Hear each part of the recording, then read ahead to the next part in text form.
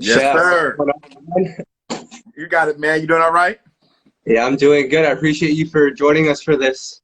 Hey, man. I love the attention that you guys continue to bring and the love you show to R&B artists and music. So and projects. So I'm in. No, absolutely. And it was crazy because, obviously just recently you posted on Instagram, 25 years in the industry, you're almost about to hit that and you're Yes. done. So I was just looking back at, man, all the contributions that you've done for R&B. I was looking back at all the hits, all the stuff that were just on the albums, and like what a journey. Like when you look back at those 25 years, like what stands out to you? It's amazing. First of all, God is good. For Him allowing me to be as successful as I was. I think one of the main things that I'll take with me is being able to work with singers that I admired. Hmm. Uh, a lot of these singers I didn't break; they were already in the game before I worked with them.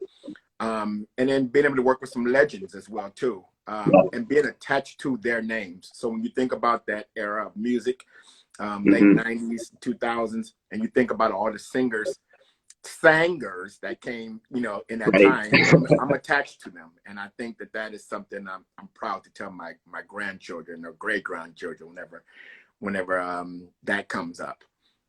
Yeah, I mean, the thing that really stood out to me, of course, you have the hits, but those hits ended up being like career-defining hits for some of these artists. And Yes. on top of that, it was your songwriting. It was just so unique, so clever. Like, just talk about early on, just developing that songwriting. The songwriting is something that I really wanted to dive into. I love telling stories. Jesus was really, really good at telling stories. That's how he attracted Mm. crowds. And so for me, when I write, I can visualize, what I'm writing about. So let's take, for instance, Stranger in My House. Yeah. Um, I don't understand. You look just like the man in the picture by our Right. bed. So now I'm in the bedroom and I see this chick looking at the guy sleeping, and then looking at a picture of them two together, Yeah. maybe their marriage picture or wedding picture, and she's trying to figure out what happened, what went wrong. And so Yeah. I carry that visual. Sometimes I Mm. even act it out while I'm writing. And it kind of helps me to deliver a visual for the listeners as well too. And I think I think I've been gifted by God to say things that are normally said, but not said in the way that it is normally said. Yeah. I mean, it's funny you mentioned Stranger in My House because I was just listening to that, and the way you flip that bridge, you go from blaming them being the stranger to maybe you being the stranger. Like, just talk about writing that part because I feel like that's genius when you go back and listen to it. Well, I think one of the things I've always wanted to do is make sure that we don't give up on the bridge. So Hmm. write the bridge as if the rest is not hot. Write Right. the bridge as if the rest is not hot. And so, but I wanted it to be a revelation, because sometimes it's not people who change, it's Mm. us who Yeah. change. And sometimes what spoke to us, whoever we're with, what spoke to us when we were with them doesn't speak to us now. What we Right. liked about them, that's not what we like right now. And so Hmm. sometimes we think that people are acting strange around us and not noticing that they have been the same way. It's that we're changing. So this song gave it a variation of, you choose which one. Are you the first half of the bridge where you're saying pop quiz? Let me let me make sure this is you, or are you the second half? Or could it be that the stranger is me? Have I changed drastically and you've remained the same? So I just wanted to make sure that everybody who's experiencing change with their Yeah. proximity can relate to the song. No, that's an amazing song. I saw Tamia in here earlier, and that Tamia killed that song. And we'll get Yes. into more Tamia later on. But I really want to take it back to the beginning with Montel Jordan, who's like my guy. The last person I interviewed before this pandemic happened was Montel. We were in Vancouver together, and he was actually talking to me about just the work that you guys do together. Hmm. And I know you guys grew up together, so I got to know early on when Montel blows up with "This Is How We Do It." You're there too. You're on the album. Like, what was that moment like? Just to see your childhood friend blow up like that. It was amazing. Montel Jordan, there wouldn't be. I always say there wouldn't be a me without him. And of course, we Hmm. give all honor and praise to God. Of But course. God definitely made sure that I was in contact with Montel. We always wanted, we both wanted to make it in the music industry. I was more of a gospel guy, so I was trying to make it in gospel. For a long time he was too, and he decided that he wanted to do R&B music. So literally, when he called me and told me that he got the deal, and I remember he was bringing me the songs and we were listening to it. Yep. He wanted me to come on the album with him and do a few joints. We did a song called Daddy's Home on that album. But when it blew up, it was amazing because I was there during the tours and just saw how incredible it went and how he could just make the crowd move. And it was amazing to see my bro, my childhood friend, and the person who put me on. He brought me in. He called me like, I want you to be my music director. Wow. And then as his music director, when we got home, he went to the studio. Like, can I go to the studio with you? He's like, yeah. So I would go and hang out. I was his Nintendo buddy. But whenever he needed a keyboard player, I came in and started playing keys on his records. And then got to the point where he started letting me kind of program and get a little bit more involved. We started writing together, and there you have it. Wow. I mean, to me, like Montel is probably the most underrated artist of his era because a lot of people look at This Is How We Do It, and that's a massive hit. But when you look at the rest of his catalog and even some of his writing, like you guys together collectively did a lot of great things together. I mean, talk about Montel's talents.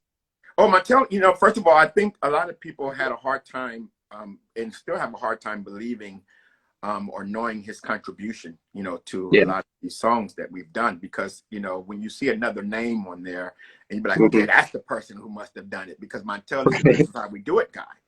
Yeah. But Montel didn't evolve into the Nobody's Supposed to Be Here incomplete, all the records that we've written together. He was that before This Is How We Do It.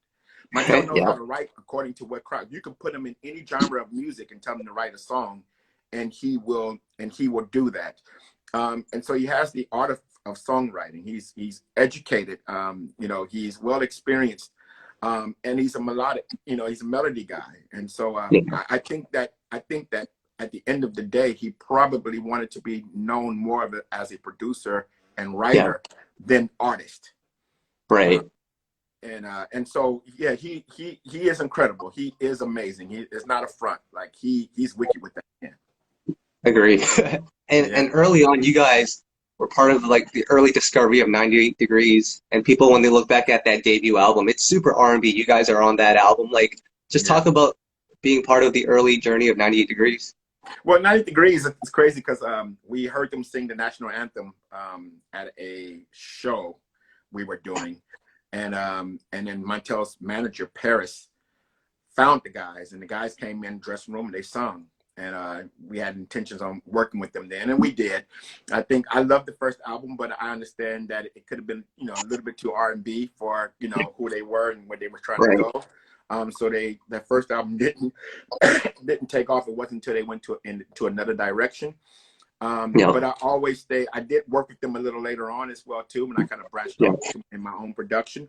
But 98 Degrees they were an amazing group, hungry guys. And I love those bros. Yeah, absolutely. I mean, just that 98 Degrees album, like you said, it was very R&B, and sometimes it just doesn't work out, just depending on how the industry is at the time, the trends. Like, how do you kind of manage that as a producer? Because as a producer, when someone says, I want a hit, immediately, like, you're asking in what key? Like, there's some things that you can't really quantify with just, musical notes. It has to be, it's a hit or it's not. Like, how do you kind of manage all of that? Well, sometimes it can be the right song and wrong artist. Sometimes it can be the right artist, wrong song. Like, you have to find the marriage, and so I think as a producer, we take on a project. We know when a record company or someone comes to us, they're asking us to give them what we do.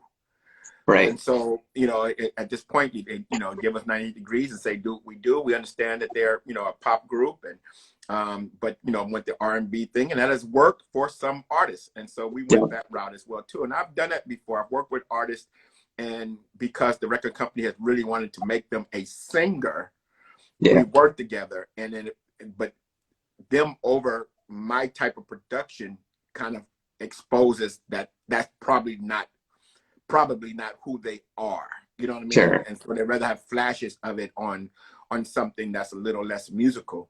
And so it's just finding out. I think Pink Right. went through the same thing. Her first Yeah. album, it was R&B, and that's where they were Yeah. taking her. It wasn't until she crossed over and did what she wanted to do Yeah. that the world knew who she was. So sometimes just finding that niche, and once you find it, in the words of Timberland, he told me, once you find out what they like, just keep giving it to them. Right. And that's what you did for throughout your entire career. I want to touch on a couple of hits here. For Mm-hmm. Deborah Cox, let's start off with Deborah Cox. She had a huge viral moment with the Nobody's Supposed to Be Here challenge. And Yes. like, I know that record was originally for Toni Braxton, right? No, Nobody's Supposed to Be Here was originally for Patti LaBelle. Oh, Patty, what was the one for Toni Braxton? Stranger in My House. Yes. Okay, well, let's talk about the Deborah Cox record first. Nobody's Supposed to Okay. Be Here, because again, a great song. Deborah sounds great on it. Just talk about that one.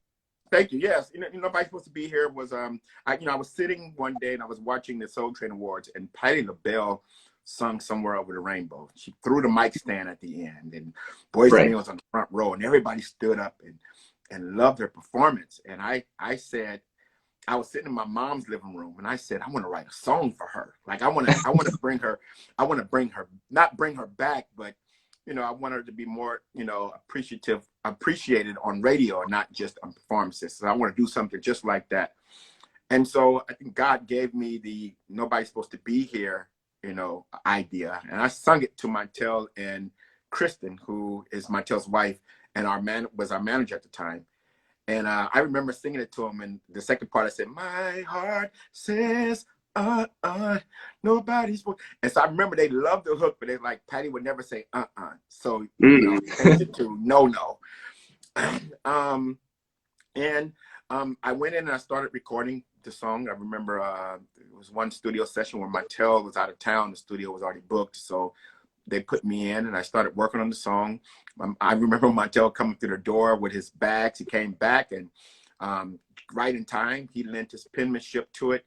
And we wanted it for Patti. And the last thing, the thing we heard back is that Patti didn't want the record, that she didn't like the record. Yeah, so we were amazed, that she didn't. But we knew it was a hit. And so it took a few years for that song to get picked up.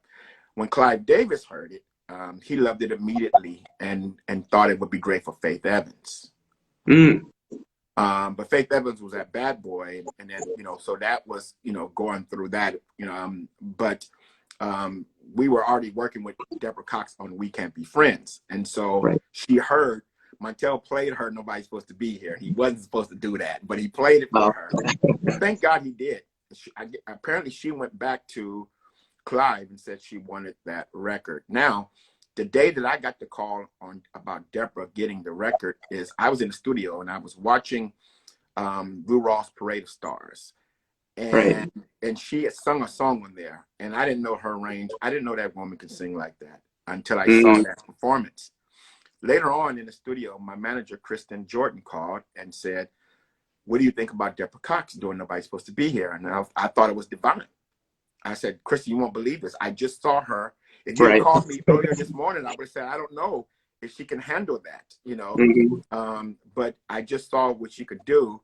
And so it was divine. It was God's plan from the beginning for it to go on Deborah Cox. But sometimes what you think is a finish line will be a marker. I think if I had written it for Deborah Cox, it wouldn't have been written as big, as churchy. But Patti LaBelle, I wrote it with the whole church big, feel in mind, but it was always geared for Deborah Cox. So I love it. It's my biggest song today.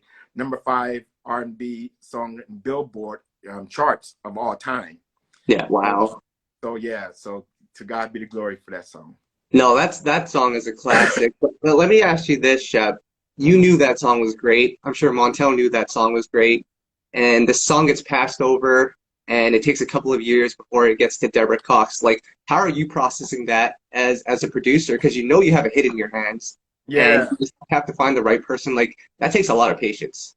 Yes, I think, in patience, patience is the art of waiting well, right? So you have to, we all have to wait, but you learn how to wait. For us, Mhm. we knew that it was going to get picked up sooner or later, even if Yeah. we were going to have to find our own artists. So we just kept doing other records.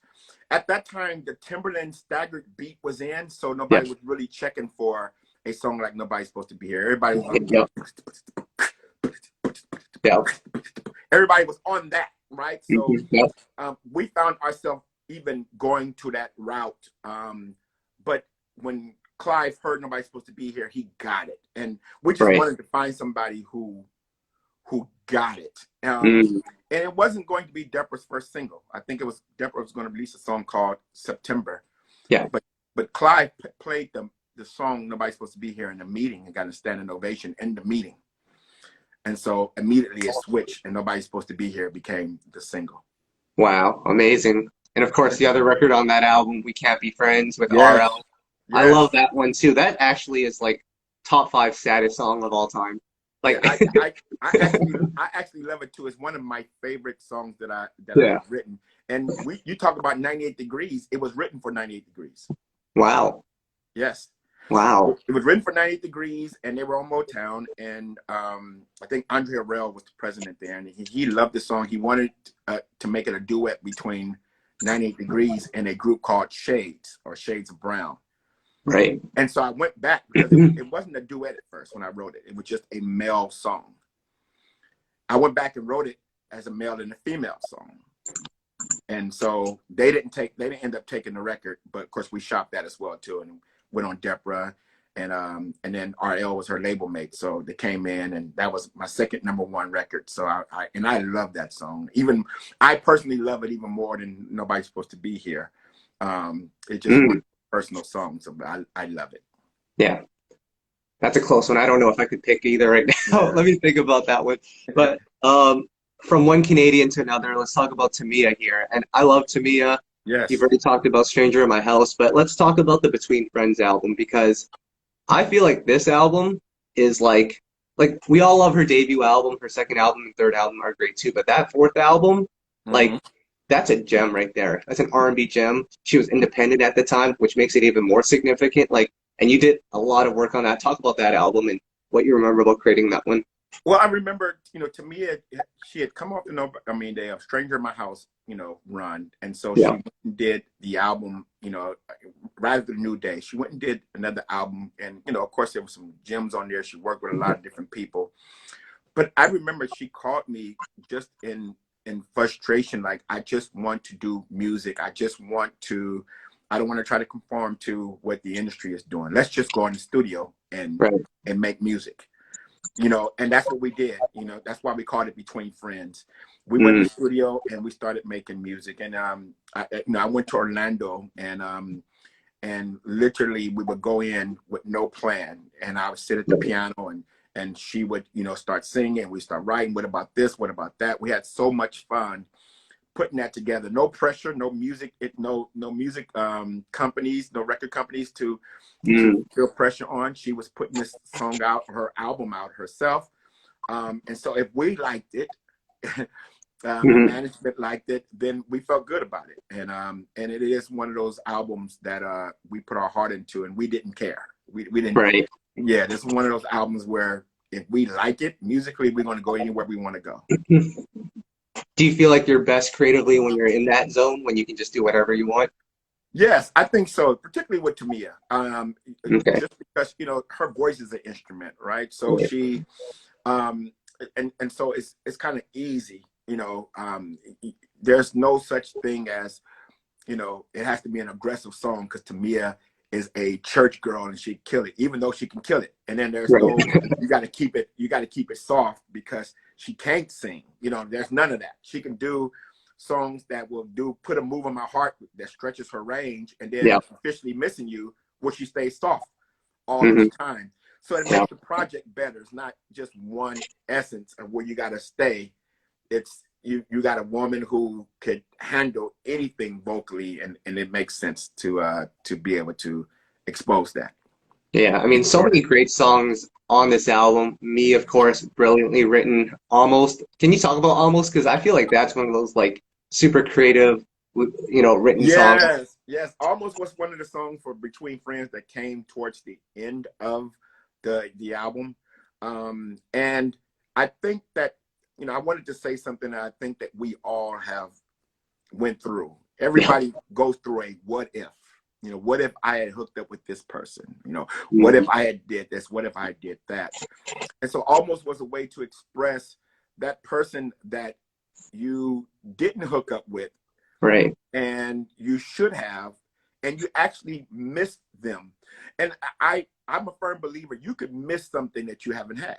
right, When people say you can never miss what you never had, no, our imagination could make us miss, just the thought of what it could be. And so I wanted to say, I miss the times that we've never shared. right. I miss the love that was almost there.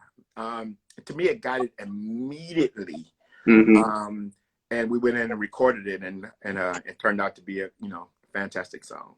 Brilliant concept right there. And then the other record I really love is Please Protect My Heart. Just Oh, smooth. I mean, just talk yeah. about that one. Yes. Tamia actually, that was one of her pets, one of her babies right there, one of her puppies, Right. along with Nora. And that was one of those things where it's, hey, I'm falling in love with you. Don't do me wrong. Right. Protect my heart. Mm-hmm. Because when you start to date someone and when you fall in love with someone, they actually have power Yeah. over if your day is going to go good or not. Right. Me having a good day is not just up to me; it's up to my wife. Yep. And so protect my heart, which is saying if I'm spending time protecting my own heart. If I'm going to expose it to you and hand it to you, treat it with care, please. Right. Because if I see you doing something different, then you're going to be the stranger in my house. I love it. And then the last record I want to talk about is the Aretha Franklin cover, Daydreaming. To me, it kills that. Yes. And not a lot of people can touch a classic like that. Like, what went into creating that one?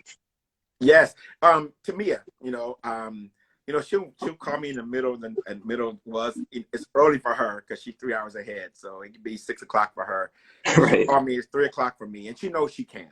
My wife is good with it. If the phone rings at 3, even though I'm a pastor right now, it's kind of good to know it's Tamia and not a member and stressing out or somebody, we lost someone. Right. And so, she'll be like, listen, I'm sorry, I got this ideal in my head. I got to get it out to you. And, but she, wanted to cover the song, Daydreaming, Aretha Franklin. And that has that swag to it.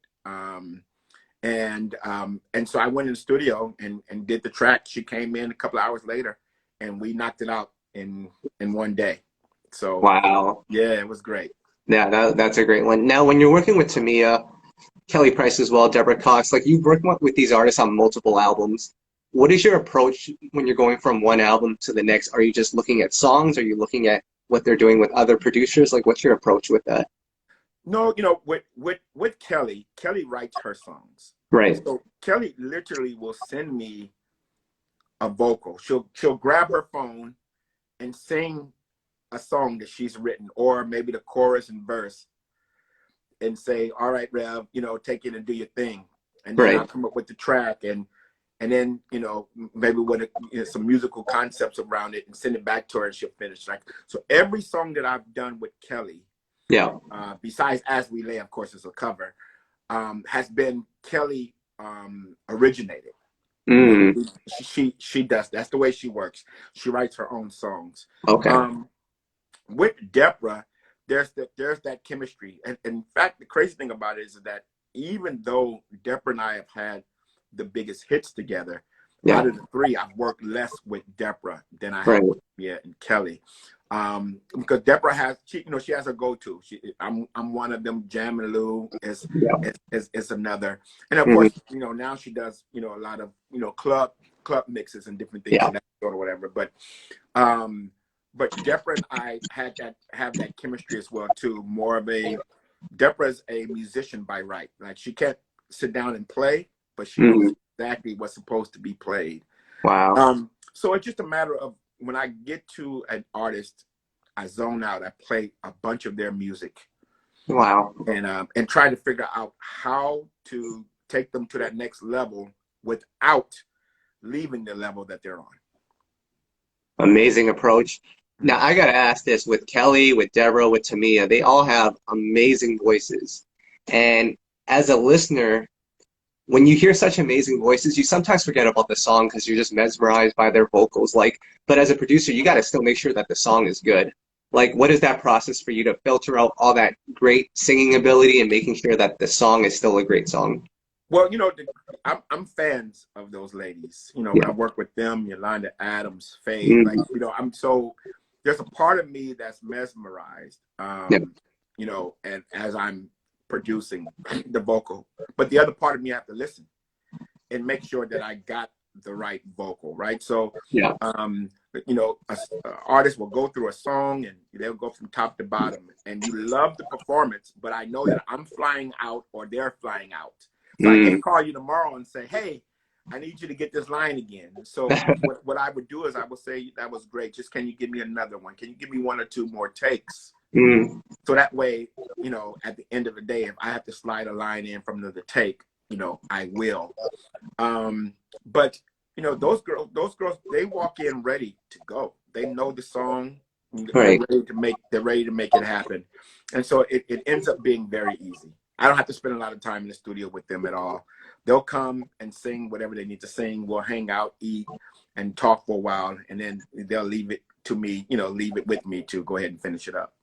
Amazing. I mean, I've talked to other producers who, as we know, artists, they're all very sensitive to a degree, and telling them to do something over again, it could rub them the wrong way. Like, was there, is there an approach to that for you, or is it just a matter of trust between you and the artist? I think it's trust. The crazy thing about it is that, when it comes down to the artists that I've worked with, at the beginning, when I really didn't have a name, Yeah. um, it was some crazy things said to me, not from any of them. But and the crazy things that were said to me from the artists are artists who never came out, or never, reached that status. Right. If I would say, I remember one time we were in the studio, and Montel he had the first chair and I had second chair, and it was a song that I wrote, and the artist was in the thing, and they got through, and Montel leaned over to me and said, "What do you think?" And I said, "I think we should get one more." And so Montel said it. He said, Shep over here is not satisfied. He said it in a playful way. It's not satisfied. We need to get one more. And then the artist said on the mic, "I sure wish, I was here for Shep." And the room got quiet. Wow. You know what I mean? And so, I said, come on out. Don't worry about it. You know what I mean? And we'll make it work. What we got. So I had a couple of things like that. But when it comes down to Tamia Hmm. Deborah Cox, Kelly Price, Faith Evans, Gladys Knight, even Whitney, Yeah. they all kind of look at me when they get through, ask for directions, like, do you need it again? They trust that I'm going to do what it. They have never had to say, oh, I have to sing it again. They never do that. In fact, if I tell them to come out at the one take, they'll say, are you sure? You know? Mm. So I think they trust me. I remember Whitney Houston when she hit the money note of same script, different cast. Yeah. She threw the headphones off afterwards, and she did her hands like this. And I knew if I didn't get it, I wasn't going to ask her to do it again. Like, she came out Mm. of the booth. I never even asked her to come. She came out, but before then, she was telling me, "Shep, give me what you need. What do you need? What do you need me to do?" And Yeah. so, I think the divas, Gladys is the same way. She was cool on whatever I needed. And Gladys, I knew that she got it, but I wanted to get it again while I was in Vegas. Can you just give me one more take? And sure. And she got through. She said, "You're good?" I said, "You can come on out." And she looks at me like, "You sure, Chef? I can give you whatever you need." So Mm. the ones who can really, really sing, I think that they trusted me to present their best vocal on that project. And I'll tell you another record that I felt like you really pushed them was O-Town on their second album. I showed her. Mm. Like you really pushed them on that record, and they sound great on it. Thank you. That is probably my favorite written song Yeah, I agree. that It's an that's been amazing song. released. I showed her. I Yeah. might have to release it on somebody. Again, I used to listen to that song and get emotional, and I had to push them. I had to tell them that you're standing on a mountain. You just lost the girl that you broke up with has a family, and you're alone. And you're literally apologizing to her in a creative way, saying, I showed her, even though she's better off. You know, it's what kids do when they leave they run away, leave their parents' house, the warm parents' house, no rent, they'd have to pay, but they talk about, I showed them. They won't tell me what to do. Right. And so yes, I had to push them on that song and really, really make it happen. That amazing song. Now, Shep, I can't go this interview without asking about the Queen project. Okay. Never officially came out. I think to this day you probably still have people asking you for it. Yes, I do. Just talk about the concept behind the Queen, group that you had in mind. Yeah, I when I look back at the Queen project, I think the reason why it didn't come on out and we didn't get a chance to finish it, I think we didn't go in it right.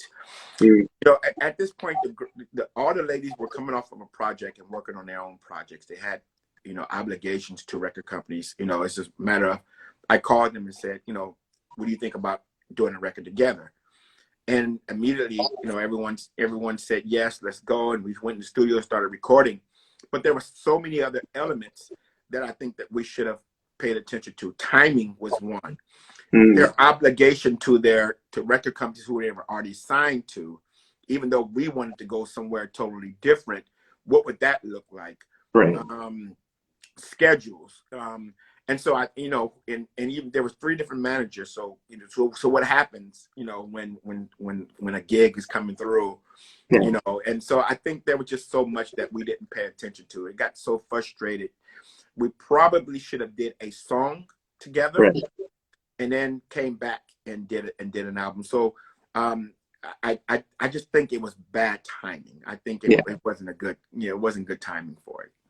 Yeah, I mean, I kind of compare that to when Tyrese, Genuine, and Tank formed TGT, and that's like a couple of years before it really took off, and they eventually released that album. So, I mean, I gotta ask, hypothetically, if that Queen project, if you were able to put that together and all the business was right, what do you think that would have been like for the genre? Because I think that would have been epic. Oh, it would have been, definitely would have been epic. It would have been that timeless album.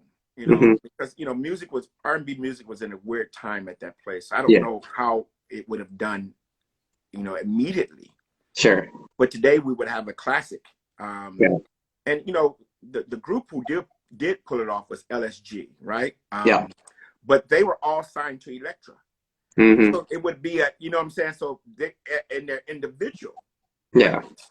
So it's easier to monitor, and to put together at that point. But yes, had these 3 ladies, had we been able to finish, the project, I think it would still be around and still be a classic. Yeah, amazing. That was an amazing concept, though. 3 of this era's greatest vocalists coming together. Yeah. So, I mean, it's exciting. But Shep, we gotta fast forward now. You mentioned earlier 25 years in the industry, so I have to ask, why are you leaving the industry? Well, when I asked God, I got in the music industry in '95, and I was a minister then. And so in '96, I asked God to allow me to do it as long as he would allow me to do it. But when he was ready for me to come out of it, I asked him to pull me out slowly. You have to say that to God, because he'd be up there pulling people away fast. So you have to say pull them away really slowly. So for me, I've had a lot of success in it, but I started pastoring 10 years ago. And so doing both worked for a while, but the role that God has had me to go, particularly as it relates to the community, right after, eulogizing Nipsey Hussle, and really getting involved in the community, I feel like this is what I'm supposed to be doing. And when I do music, that's all I do. Like, if someone called me and said, let's do a project, nothing else matters but that project. I eat, sleep, drink it. You know what I mean? Even when I'm not in the studio, I'm thinking about it, playing records. So it's hard to do ministry, when that's going on. And I feel like right now it's needed, particularly out here in LA. We're having 4 shootings a day. We're averaging 4 shootings a day in LA.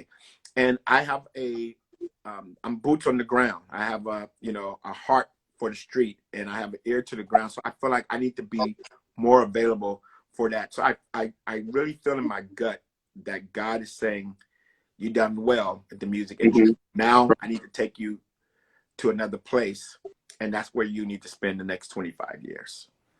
And so that's what I'm going to do. I'm still going to do music when I want to. Yeah. And what you said to me is on here, she's already said, listen, I know you're retired, but when I call on you, but it's just not, it's time for me to make a faith move.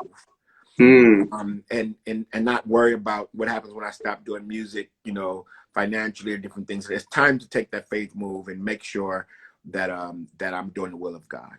Yeah, and that's an amazing thing you're doing. I always look at like Montel's approach. He stepped away from the music for a while, released an album last year, and he occasionally tours. I think that's a super interesting approach that he has too. But I think what you're doing is great as well. I mean, I see Tamia commenting here, and I'm with you, Tamia. We need more Shep Crawford and Tamia music, but man, I gotta ask, as an R&B lover, over the last 25 years in the industry, what changes have you seen in R&B? You know, I came up in a I had a good, you know, at the time where I started really kicking out hits, you know, you have Tamia, you know, who still sounds the exact same as she did in '95 when we put a move in my heart. You have Deborah Kelly Price, who is just a beast with the vocals. I came up in that time, and right after that time, you know, you had the, you know, Ashantis and different things of that sort. And no disrespect to them, but I'm glad I was able to be with the ones who they can kill in the club Saturday night, and you can put them on the pulpit Sunday morning, and they'll take you there as well too. The Shante Moore, all of those singers in that period of time. I'm glad I was able to work with them. R&B music is of course right now you have, you know, the people who's out there killing it. Her is, you know, is one. Amazing. All of you got people, you know, I love R&B. It doesn't get the commercial success that it did. And so when people say is R&B dead, there are great R&B projects. I think we just have to accept the fact that it's not the commercial, you know, it's not the thing, the mainstream right now, because music has taken a turn where it's become the business, you know what I mean? Even more than the music. So amazing. I actually forgot about this song, so I have to touch on it here. Sisqo's Incomplete. Because that record, like, when I think about today's R&B and the lack of bridges, like, Incomplete had an amazing bridge. Sisqo was singing his butt off. Like, take me through the history of that song. I know you guys originally did it for Michael Jackson. Sam Salter got it, and then eventually it went to Sisqo. Like, just give me the history on that song. Yeah, you know, crazy when it went to Sisqo, and I'm sure he don't mind me telling this. He didn't want to do the record at first because he had just completed the album. And you know, I remember going to the studio and he played me Thong Song, and he was dancing all around, and I knew him because I had worked with Drew Hill. So he's like, "What you got for me, Shep?" And I didn't know that he hadn't heard the song. Because Def Jam sent me there, Kevin Lyles sent me there. So I played Incomplete, and he said, "A ballad?" You know, my album is ballad heavy. I thought you would have up tempos, and I thought to myself, "You want an up tempo for me? You know, I'm a ballad guy." So, you know, he got on the phone, and I went into the piano, you know, and he came in there. He said, "You know, Shep, you know, I love you, no disrespect, but you know, I'm not trying to do any ballads. You know what I mean? So if you got any up tempos, you know, let me know." But then they worked it out somehow. You know what I mean? Whereas the next day or two, I came in and he cut the song. He hadn't learned the song, so we needed to give him kind of part by part. And he sat there and he killed it until he just took off. He sat on the stool and sung like that. And I remember Kevin Lyles asking me, like, "Do you think you need to come back in? There's some pitch things going on." And I was like, "Listen, Sisqo killed this song. Like, we feel, you know, Sam Salter had more of a silky, kind of more cleaner thing. So to hear Sisqo just belching it out, you know, I think it might have thrown Def Jam off a little bit. But I knew, you know, this girl who he's saying, I need you to complete me, she's going to go with him. Right. She's going to be with him.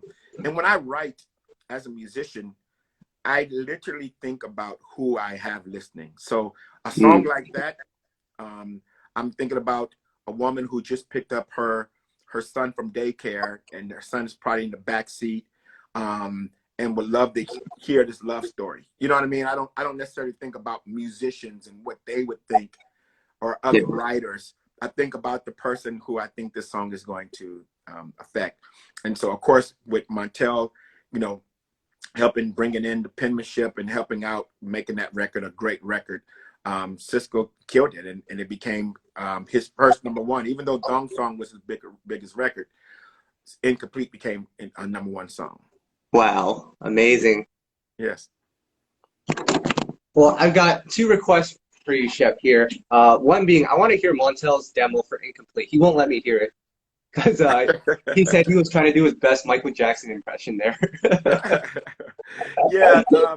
Yeah, if Mr. Jordan says, we can't play it, we can't play it. But one of the things we did with our demos is we made our demos almost like records, because we would mix our demos, professionally mix our demos before we sent it out to people, so they can hear what was going on. So, Montel pretty much demoed all of our male records. We Can't Be Friends, the same thing. He demoed it. And so, but yeah, it was great. And then I see a lot of comments. People want to hear that clean stuff. I don't know if it'll ever come out, but I have to ask. As of now, I would tell people, you can get on Apple Music and make you a mixtape of the 3 ladies together. But who's to say? I mean, who's to say, what will happen? The 3 of, the ladies are still friends. They never stopped being friends. Just went into different directions.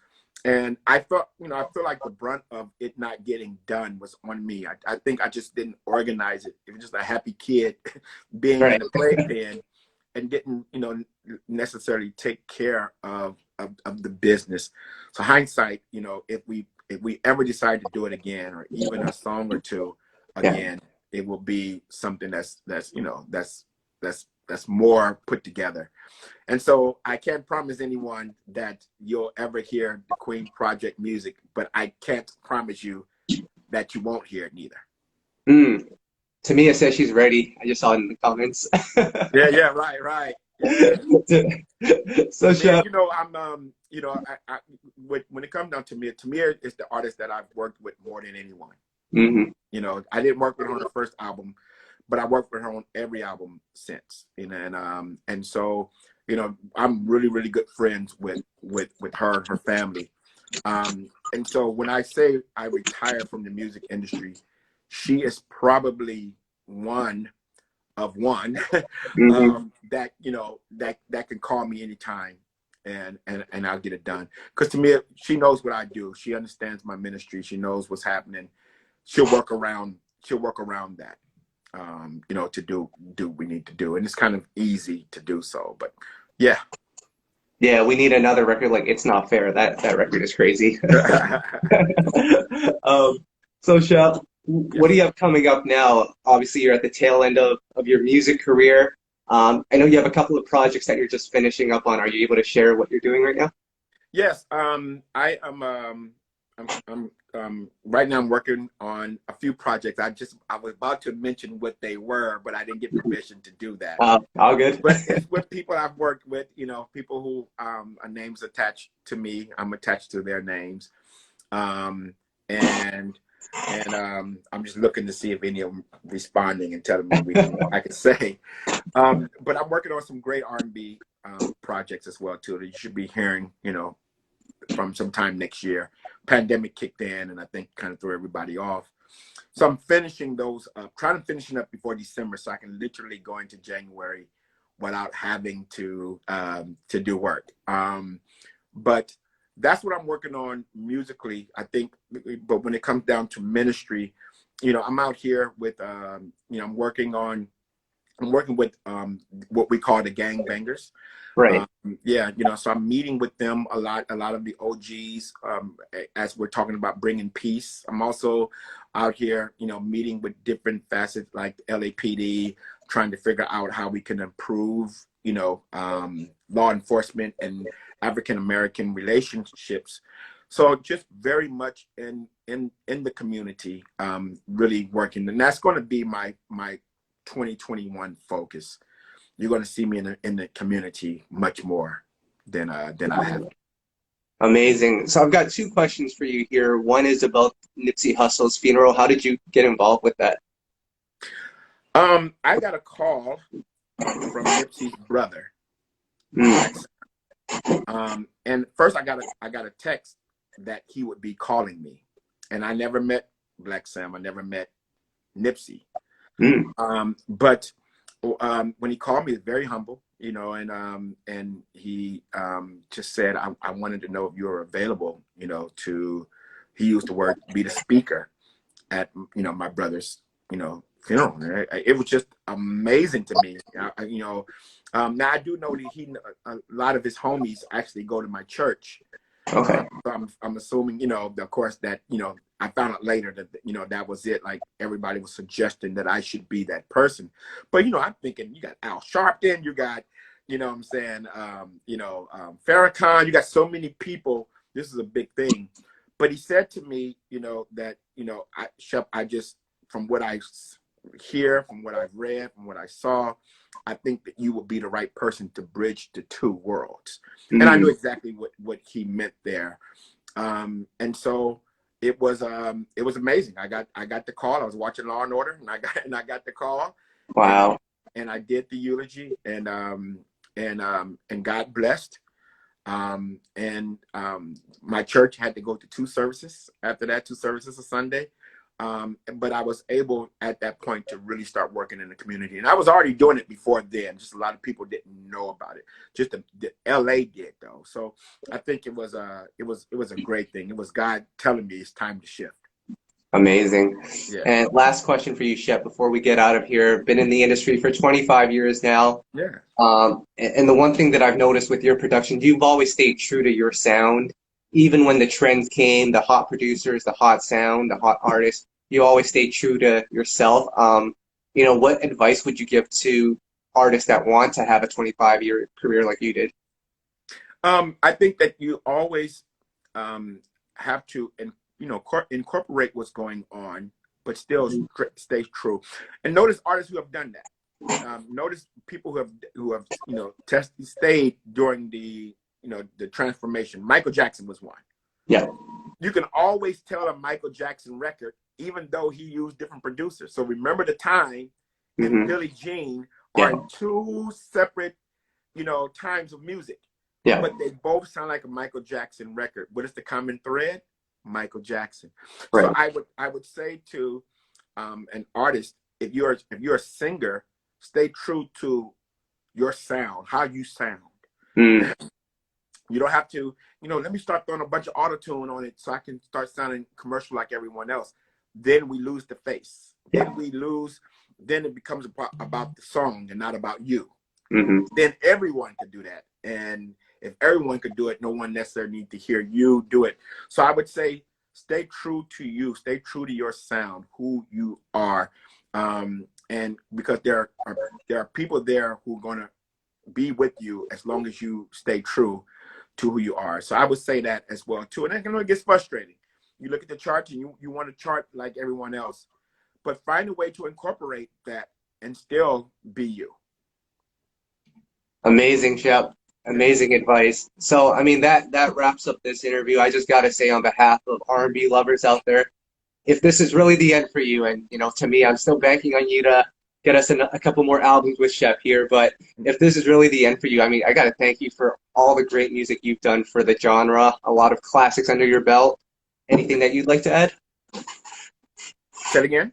Is there anything you'd like to add? No, that's, I mean, you know, I think, you know, all of the fans, everyone, you know, for their support. I mean, you know, this journey has been great.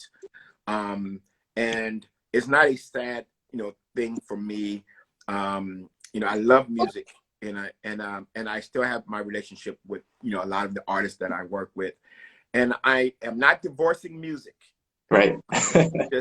just divorcing it as my source. of business, of what I do, to move, totally into ministry. And I feel like God has given me enough time to do what I've done and give me enough success. And I think he's Right. going to use it on this next chapter. So I want to let, say, even to, I got sold, you guys jumped on, early years ago and did an interview with you guys, Yeah. and the appreciation that people have for R&B music. So I say, stay with it and keep supporting R&B music. A lot of people say they love R&B music. Where is it? But when it come out, you don't buy it. Right. So buy it, download it, support it, stream it. It's very important that we keep R&B music alive. Amazing, Shep. I appreciate your time and best of luck with the next, part of your career. It's going to be amazing for you, I'm sure. And we'll keep in touch as well. So you take Yes, care. thank you. Thank you. All right. You God take be care. the glory. Thank you so You much. too. All right.